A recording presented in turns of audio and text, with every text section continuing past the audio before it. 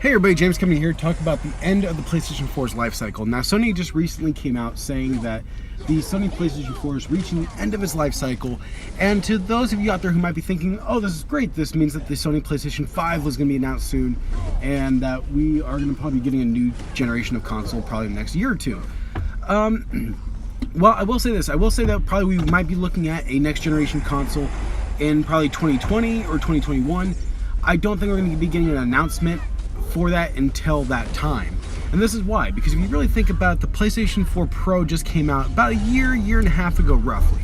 And so I think announcing a new console anytime soon, in either this year or even next year, would be a bad business decision, because you're going to be pissing off a lot of the people who actually adopted into the PlayStation ecosystem through the PS4 Pro or even the PS4 Slim that came out. And just announcing a new console pretty much almost immediately after a new mid-cycle upgrade has been basically brought out and for people to actually go buy, it would be something similar to the way that Sega did back in the 90s with the 32X. They basically got this new like little thing you just kind of slap onto your existing Sega system, and that was supposed to basically be the new generation of consoles. This would be like that was the next big thing. And then not even a year, roughly about a year after the 32X came out, then that's when Sega came out with the Sega Saturn. And then pissed off a lot of people who kind of were early adopters of the 32X. That's kind of basically what I would think would happen though with people who basically bought a PS4 Pro and then all of a sudden, boom, hey, guess what? The PS5 is announced and the PS5 is coming out. So I think that's a bad business decision.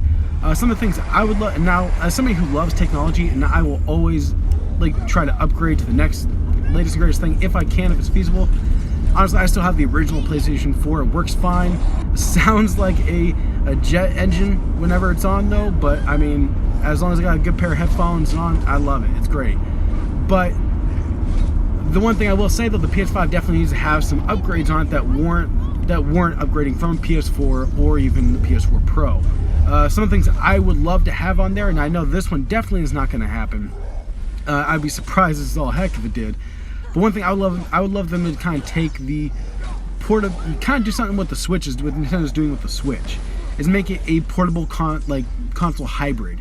I know they tried that with the Vita with remote play, and that you can kind of use remote play to stream your PS4 games onto your Vita as long as you're near a Wi-Fi network. I personally love my Vita. I love being able to stream my games no matter where I am, as long as I'm near a Wi-Fi network. It's great. I've never really had too much of a problem with it, but I know a lot of people have.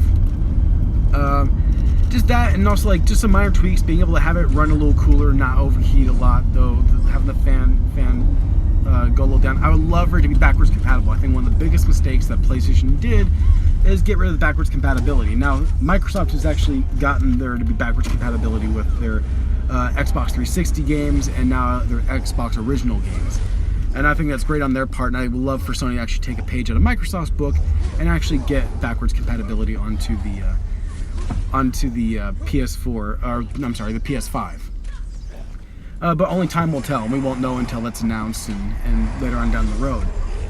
But I don't think we're going to be hearing anything soon, though. When they say that it's at the end of its life cycle, it's basically mean things are winding down. They're going to still be making PS4 Pros and PS4 Slims, and especially with games like Spider-Man and games like The Last of Us Part 2 coming out, there's no way they're not going to basically still support the PS4 for another few years. So anybody who's freaking out going like, oh, they said it's the end of its life cycle, it's dying, it's going to be over soon, relax, it's not going to die, it's going to still stick around though. And we'll definitely, when the PS5 is announced, so we'll all just have our fingers crossed to have all of our different like wish list items on there of what we want on the next generation of console. Anyway, that's my quick little thing about how my feelings about the announcement of the PS4's ending of its life cycle. Let me know what you guys think in the comment section below. Do you guys think that actually there is going to be a PS5 announced at some point this year or even next year? And what are you guys' thoughts about it? What's your wish list on what you guys would love to see on the PS5, and what would you guys like them to actually put on the console?